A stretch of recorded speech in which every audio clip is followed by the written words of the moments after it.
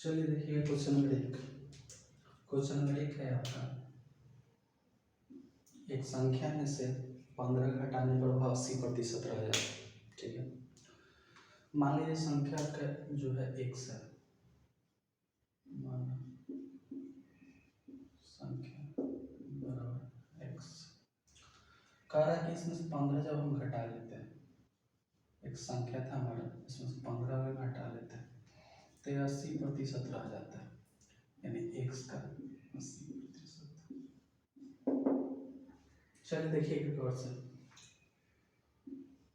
x - 15 बराबर x गुना, इसको 80% घटा के 100 लिखा जा सकता है।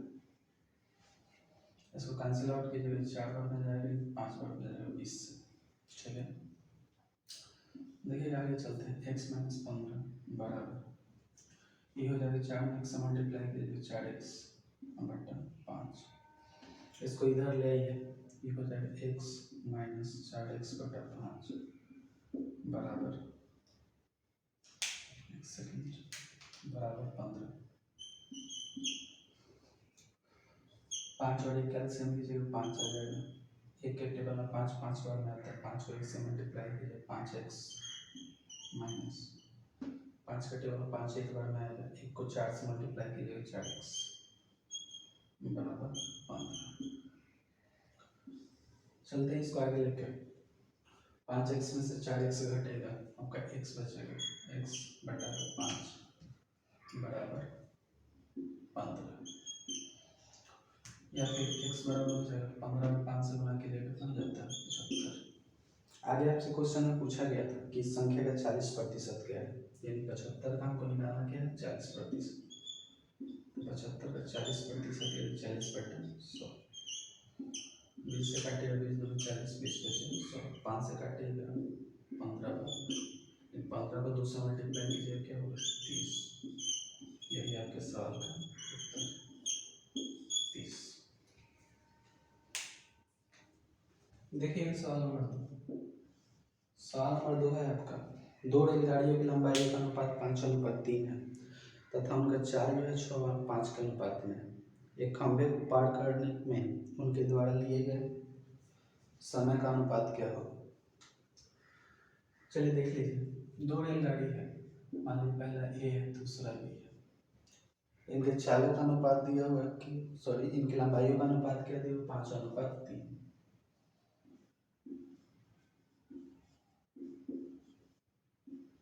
लंबाई का अनुपात दिया 5:3 और इनके चाल का अनुपात क्या है, 6:5।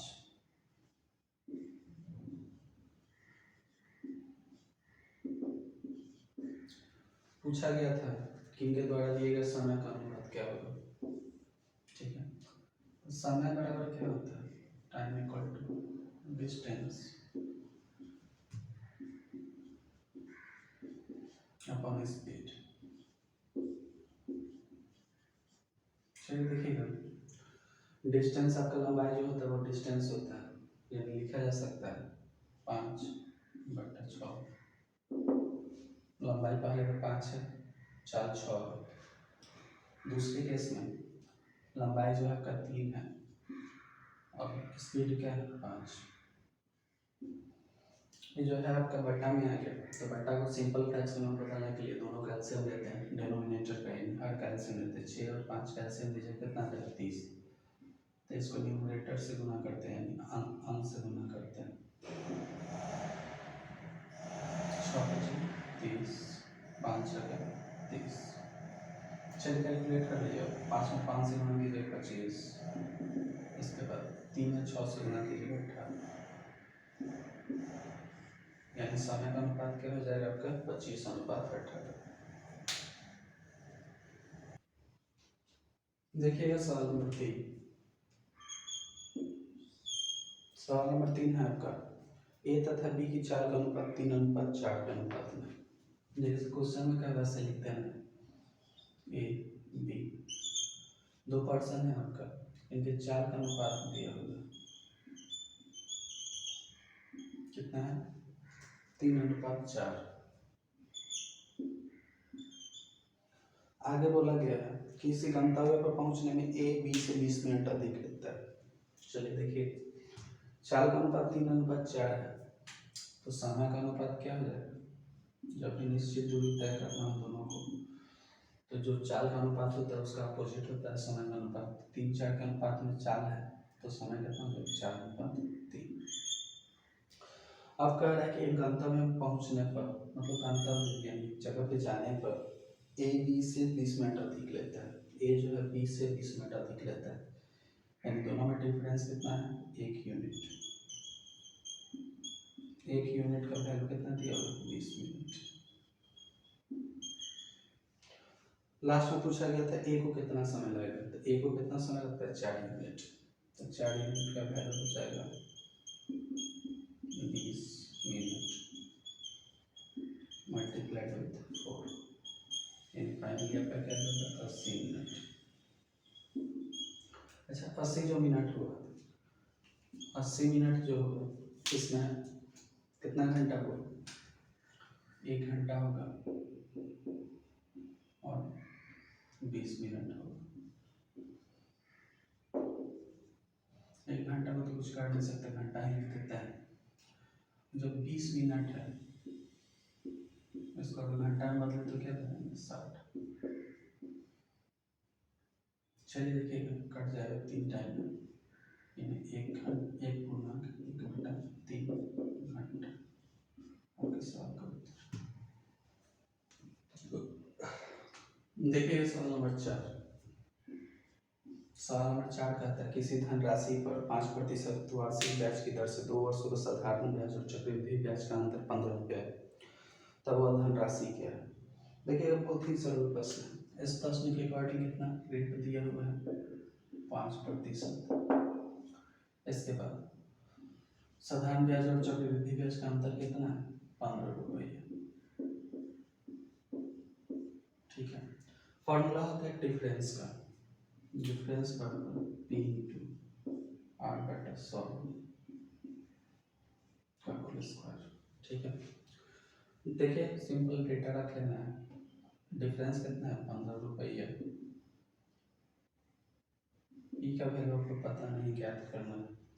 आर स्क्वायर की बात कर रहे हैं, 5/100 का होल स्क्वायर। कैलकुलेट कीजिए इसको,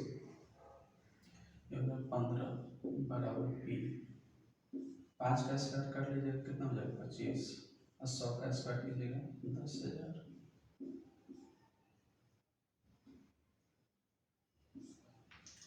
चलिए काट लेते हैं इसको, 2500 का 100, 400 बराबर कट जाएगा। ठीक है। पी बराबर कितना हो जाएगा? 15 × 60 यानी 6000। यही आपके सवाल का उत्तर हो।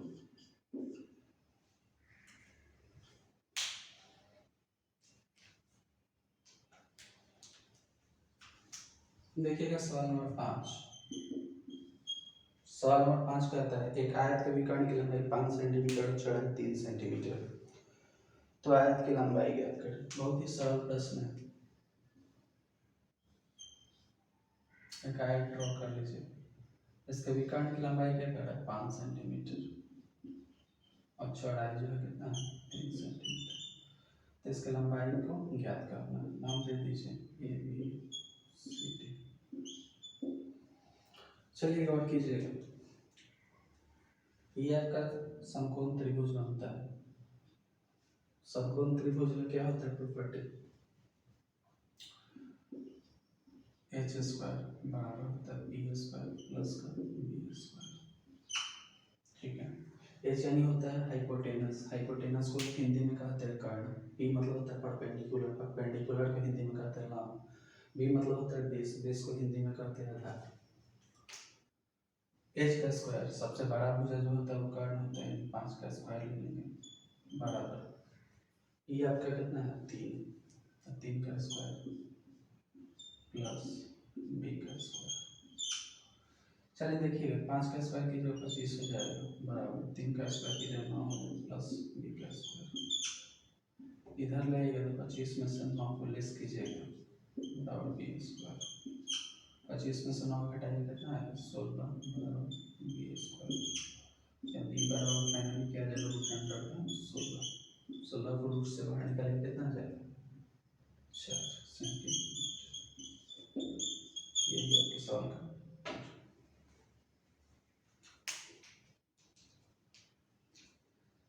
चलिए देखिएगा सवाल नंबर 6। सवाल नंबर 6 है आपका, एक 40 मीटर लंबे तथा 15 मीटर चौड़े बरामदे को आयताकार पत्थरों से पक्का कराना है। यदि प्रत्येक पत्थर का आकार 6 डेसीमीटर गुना 5 डेसीमीटर हो तो इन पत्थरों की संख्या कितनी। चलिए देखिए, 1 मीटर बराबर होता है आपका 10 डेसीमीटर। 1 मीटर बराबर होता है 10 डेसीमीटर। तो 1 डेसीमीटर बराबर क्या हो जाएगा 1/10 मीटर। ठीक है, चलिए देखते हैं गौर से।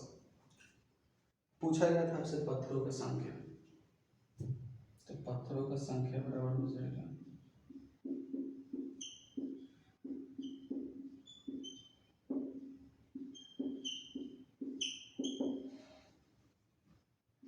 बरामदे का क्षेत्रफल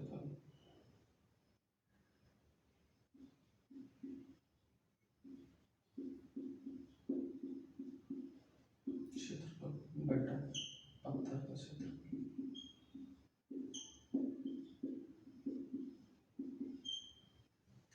देखिए बरामदा जो है आयताकार है तो इसकी लंबाई गुना चौड़ाई को लेंगे। पत्थर भी जो है वो भी आयताकार है, इसमें भी लंबाई गुना चौड़ाई को लेंगे। बरामदे का लंबाई कितना है 40 मीटर लंबा है और 15 मीटर चौड़ा है। पत्थर का जो क्षेत्रफल है वो डेसीमीटर में दिया 6 गुना 5 डेसीमीटर। ठीक है, तो 6 डेसीमीटर में इसको अगर मीटर में बदलेंगे तो बट्टा में क्या करेंगे 10 गुना 5 डेसीमीटर में इसको मीटर में बदलेंगे तो बट्टा में क्या करेंगे 10। चलिए देखिएगा इसमें कैंसिल आउट होने वाला टर्म क्या क्या है। 5 दिया 15, 3 गुना 6 और दूसरे का तरह कट जाएगा 20 पर, यानी फाइनली आपका तीसरा वेक्टर पड़ जाएगा, यानी 20 गुना 10 गुना 10। देखिए कितना हो जाएगा 2000। बरामदे पक्का करा कितना पत्थर लगेगा 2000।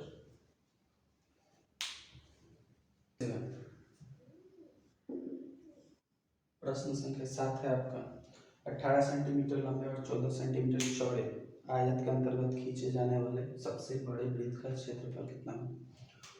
एक आयत है आपका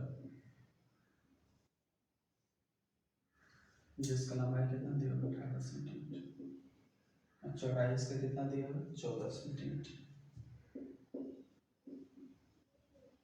अब कहा जा रहा है कि इसमें बड़ा से बड़ा जो वृत्त खींचा जाएगा उसका क्षेत्रफल क्या होगा। चलिए देखिए गौर से, इसमें बड़ा से बड़ा जो वृत्त खींचा जाएगा कुछ इस तरह का होगा। ये बड़ा से बड़ा वृत्त होगा, ये मतलब चौड़ाई से ज़्यादा लंबाई का नहीं खींचा जा सकता। ठीक है, और इसका जो चौड़ाई होगा यही इस वृत्त का क्या हो जाएगा व्यास हो जाएगा, यानी डी बराबर भी क्या हो जाएगा 14 सेंटीमीटर। डी का आधा जो होता है आर होता है, आप लोगों को पता है वो कितना हो जाएगा 7 सेंटीमीटर। पूछा गया था एट लास्ट आपसे किस वृत्त का क्षेत्रफल क्या होगा। अब वृत्त का क्षेत्रफल बराबर फॉर्मूला होता है पाई आर स्क्वायर। पाई का वैल्यू होता है 22/7, आर कितना है 7 गुना 7 सेंटीमीटर गुना 7 सेंटीमीटर। 7 से 7 कैंसिल आउट हो जाएगा, 22 में 7 से गुना कीजिए 22 7 114 सेंटीमीटर, सेंटीमीटर से गुना कीजिए सेंटीमीटर स्क्वायर। यही आपके सवाल का उत्तर।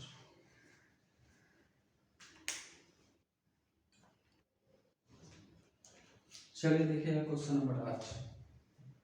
क्वेश्चन नंबर 8 कहता है कि 7:20 पर घंटा का सुई और मिनट का सुई के बीच में कितना कोण बनेगा, कितना डिग्री का कोण बनेगा। बहुत ही सरल सवाल है। टाइम कितना 7:20। ठीक है, इसमें पूछा गया था कि कितना कोण बनेगा, तो इसका फॉर्मूला बताते हैं। एंगल बराबर होता है 11/2 एम मॉड में माइनस 30 एच मॉड के अंदर। ठीक है, मॉड में जो भी वैल्यू होता है पहले भी बता चुके हैं कि इसको अंदर में माइनस में रहे या प्लस में रहे, ऑलवेज बाहर प्लस में आता है। ठीक है, तो 11/2 को 11/2 लिखेंगे, मॉड को मॉड लिखेंगे। मिनट का वैल्यू कितना है 20 मिनट माइनस 30, घंटा का वैल्यू कितना दिया हुआ है 7। देखिएगा इसको काटेंगे तो 2 से 10 बढ़ जाएगा, 11 को 10 से गुना करेंगे तो कितना हो जाएगा 110 माइनस 210। देखिएगा 110 में से 210 घटाएंगे तो क्या है माइनस का 100 को मॉड से बाहर निकालेंगे तो क्या हो जाएगा 100 प्लस में आ जाएगा 100 डिग्री आपके सवाल का उत्तर।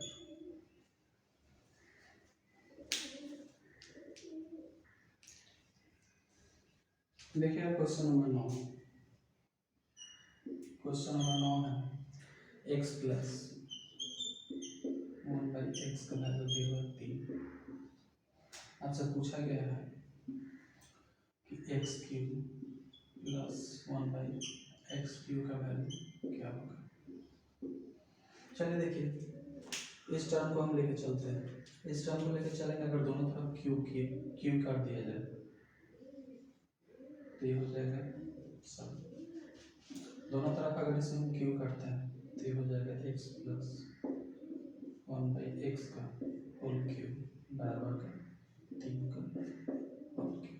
ठीक है, a cube plus b cube का फॉर्मूला होता है a क्यूब यानी x का क्यूब प्लस b क्यूब यानी 1/x का क्यूब प्लस 3ab, 3 ये क्या है x और b क्या होगा 1/x and two a plus b यानी x प्लस 1/x बराबर हो जाएगा 3 का क्यूब कीजिएगा 27।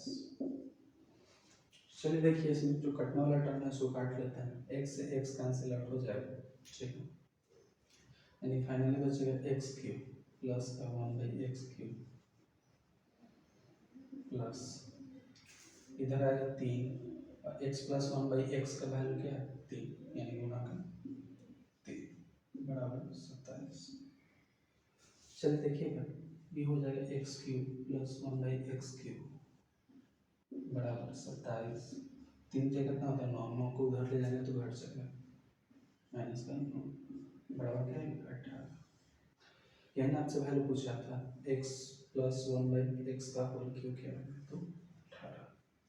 चलिए इसका एक शॉर्टकट टिप भी होता है, जब भी आपको ऐसा प्रश्न x प्लस 1/x बराबर के दिया है, ठीक है, और आपसे पूछा जाए x³ प्लस 1/x³ तो इसका फॉर्मूला होता है k³ माइनस 3k। इसको सिंपली रख लीजिएगा, इस क्वेश्चन के अकॉर्डिंग k का वैल्यू क्या है 3 का क्यूब माइनस 3k, 3 फार्मूला का k का वैल्यू फिर से क्या है 3 का क्यूब कीजिएगा 27 और 3 को 3 से गुना कीजिएगा 9, 27 में से 9 जाएगा तो दोनों तरीका में जो तरीका आपको सुटेबल हो उससे आप सॉल्व कर सकते हैं। देखिए सवाल नंबर 10 है आपका, एक व्यापारी अपने ग्राहकों को अंकित मूल्य पर 10% छूट देकर 20% लाभ कमाना चाहता है, उसे क्रय मूल्य से कितना प्रतिशत अधिक अंकित मूल्य रखना चाहिए। ठीक, जब भी ऐसा क्वेश्चन मिले, इस तरह का क्वेश्चन पहले ही बता चुके हैं, जब भी ऐसा क्वेश्चन मिले 3 टर्म लिखिएगा CP SP थर्ड MP। चलिए कहा गया है कि 10% का छूट देता है, तो छूट जब भी दिया जाएगा अंकित मूल्य पे दिया जाएगा, यानी 100 रुपया का सामान 10% छूट दिया जाएगा कितना बेचा जाएगा 90 रुपया में। ठीक है, अब 20% का लाभ कमाना, तो लाभ जब भी कमाते हैं हम क्रय मूल्य पे कमाते हैं, 100 रुपया का सामान है इसमें 20% लाभ का मान इसको कितना पूछेंगे 120 में। चलिए सिंपली इसको काट लीजिएगा, जो कटने वाला टर्म है इसमें से काट लेते हैं। चलिए देखिएगा 10 9 90 10 नहीं 100, इधर काटेगा 20 25 100 20 छक्का 120। अब देखिएगा यहाँ पे एस पी का वैल्यू जो है 9 है, यहाँ पे 6 है, तो दोनों को बराबर करने के लिए क्या करेंगे 9 और 6 का एलसीएम लेंगे। 9 और 6 का एलसीएम कितना आ जाएगा 18, यानी इस टर्म को हमको क्या बनाना है 18। तो 18 बनाने के लिए इसको किससे गुना करेंगे 2 से, भाई 6 को अगर हमको 18 बनाना है तो इसको किससे गुना करेंगे 3 से। चलिए देखिए प्रश्न सॉल्व हो गया। यहाँ 5 को 3 से मल्टीप्लाई करेंगे 15, 6 को 3 से मल्टीप्लाई करेंगे 18, इसके बाद 10 को 2 से मल्टीप्लाई करेंगे 20। पूछा था कि कितना प्रतिशत अधिक अंकित करना चाहिए। 15 रुपये का सामान है, उस पर 20 रुपये अंकित कर रहे हैं, दोनों में अंतर कितना है +5 है ना। चलिए गौर कीजिए, पूछा था कितना प्रतिशत अंकित करना चाहिए अधिक, यानी 5 अंकित करना चाहिए किस पे 15 पे, गुना का 100, काट लीजिए 5 दिया 15, यानी फाइनली जो आपका वैल्यू आएगा 100/3। 100/3 को फ्रैक्शन में तोड़िएगा तो क्या आ जाए 33.3%। यही आपके सवाल का उत्तर।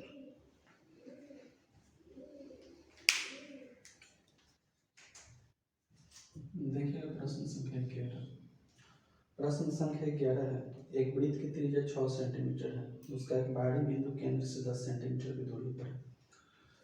कह रहा है कि वृत्त का त्रिज्या क्या है 6 सेंटीमीटर, एक वृत्त है इसका त्रिज्या जो है क्या है 6 सेंटीमीटर। आगे कह रहा है कि एक बाहरी बिंदु केंद्र से 10 सेंटीमीटर की दूरी पर है।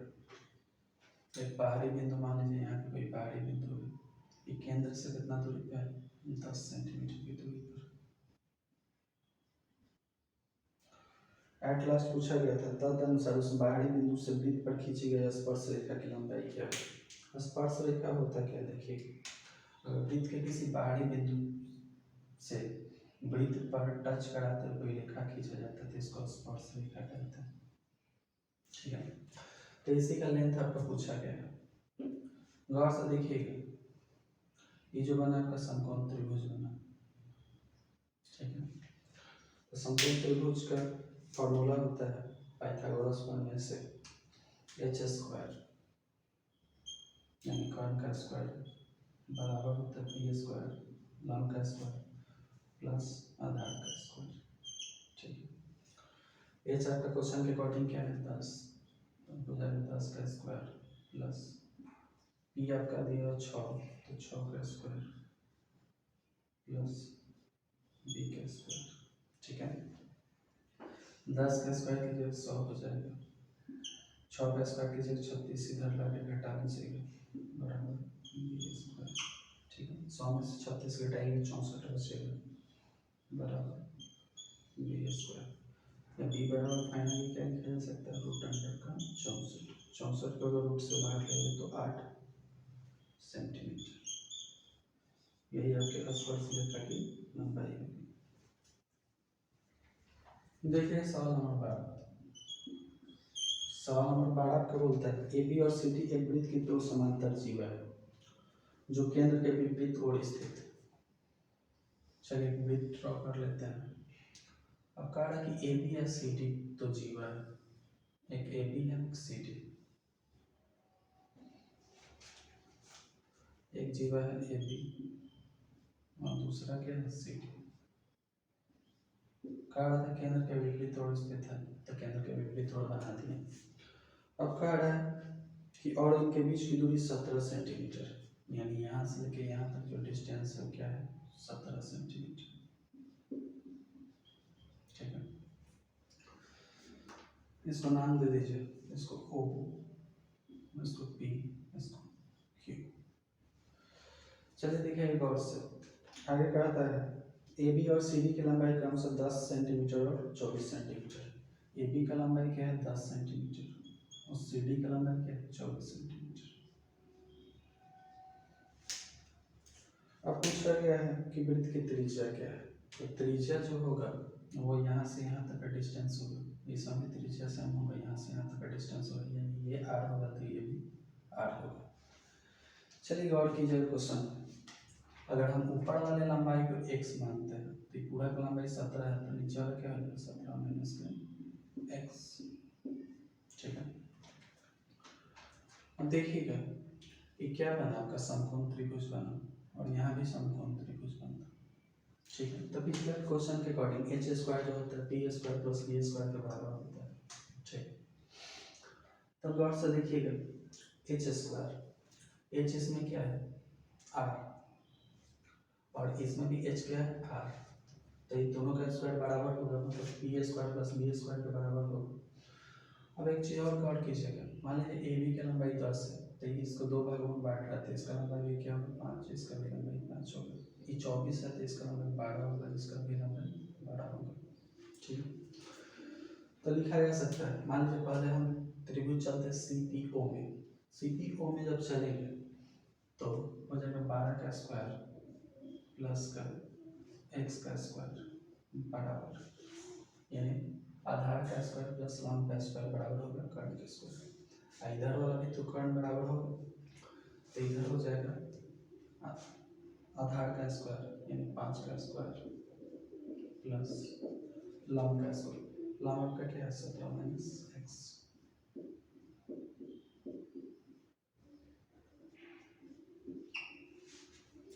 चलिए देखिए 12 का स्क्वायर की जगह 144 हो जाएगा प्लस का एक्स स्क्वायर, 5 का स्क्वायर की जगह 25 हो जाएगा प्लस, ये फॉर्मूला होता है a माइनस बी का होल स्क्वायर बराबर ए स्क्वायर, यानी ए स्क्वायर 17 का स्क्वायर 289 प्लस बी स्क्वायर यानी एक्स स्क्वायर माइनस 2ab, 17 दूनी कितना होता है 34 एक्स। ठीक है, अब देखिएगा इसमें काटने वाला कैंसिल हो, वाला टर्म कौन कौन सा है, इधर एक्स स्क्वायर इधर भी एक्स स्क्वायर, एक्स स्क्वायर से एक्स स्क्वायर कैंसिल आउट हो जाएगा। अब इधर बचेगा फाइनल 144 बराबर 25 में 289 ऐड कर लीजिए, 9 5 14 कैरी के 1 8 2 10 1 11 2 1 3 माइनस 34 एक्स। अब इसको इधर लाते हैं, 34 एक्स को हम इधर लाते हैं तो ये हो जाएगा 314 माइनस 34 एक्स बराबर 314 में 644 घटाइएगा, 4 में से 4 गया 0, 11 में से 4 गया 7, 2 में से 1, तो एक्स बराबर हो जाएगा 170 बटा 34, 34 बचे होते हैं 170, 5 सेंटीमीटर। अभी 5 सेंटीमीटर जो है वो एक्स का वैल्यू है, ये वाला एक्स का वैल्यू है। अब एक्स का वैल्यू है तो इसको हमको क्या निकालना था, त्रिज्या निकालना था, तो त्रिज्या सिंपली दोनों का स्क्वायर कर लेते हैं, हाथ जोड़ लेते हैं। फार्मूला होता है एच स्क्वायर बराबर पी स्क्वायर प्लस का बी स्क्वायर। ठीक है, एच स्क्वायर हमको निकालना है, यानी एच स्क्वायर क्या है आर स्क्वायर बराबर, ऊपर वाले त्रिभुज में लेके चलते हैं, ऊपर वाले त्रिभुज में पी क्या है आपका 5, तो 5 का स्क्वायर, बी क्या है 12 का स्क्वायर, आर स्क्वायर बराबर हो जाएगा 5 का स्क्वायर होता है 25, 12 का स्क्वायर 144। ठीक है, आर बराबर हो जाएगा रूट अंडर 125 सॉरी 25 में 144 जोड़ेगा तो 169, आर बराबर क्या हो जाएगा 13 सेंटीमीटर। ये आपके सवाल का उत्तर। देखिए सवाल नंबर 13, सवाल नंबर 13 है आपका, एक कक्षा में 40 विद्यार्थी हैं, एक दिन 7/10 उपस्थित थे। मान लीजिए 40 विद्यार्थी 7/10 उपस्थित था, यानी कितना परसेंट था 10 चौका 40 28। अब पूछा गया था कि उस दिन अनुपस्थित विद्यार्थियों की संख्या ज्ञात करें, तो 40 आपका टोटल था, उपस्थित था 28, अनुपस्थित कितना हो जाएगा 12। बहुत ही सरल प्रश्न था, इस प्रश्न कुछ था।